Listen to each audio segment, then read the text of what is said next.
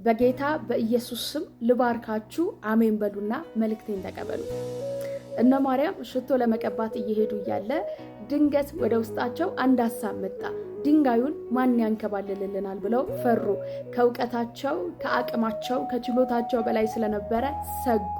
ነገር ግን እርምጃቸውን አላቆሙም ነበረ። እዛ ስፍራ ላይ ሲደርሱ ያልጠበቁት ያላሰቡት ነገር ሆኖ አገኙ። እሱም ያ የፈሩት ያ የሰጉት ጉዳይ ተንከባሎ አገኙት። ድንጋዩ ተንከባሎ ነበር እዛ ስፍራ ላይ ሲደርሱ።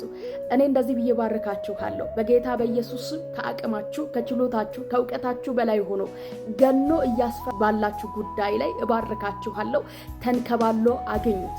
ነገራችሁ ሙሉ ቀን እስኪሆን እየፈካ እየበራ እያማረ ውበቱ እየጨመረ ይሂድላችሁ።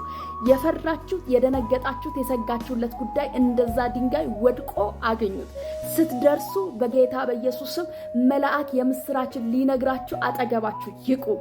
በኢየሱስ ስም ይሄ ባርኮት በእናንተም በዘራችሁም በቤታችሁም ላይ ይፈጸም። ይህንን ባርኮት ለሌሎች ሰዎች ሼር እያደረጋችሁ አድርሱልኝ።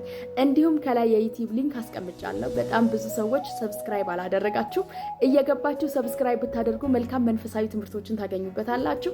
እወዳችኋለሁ። ሻሎም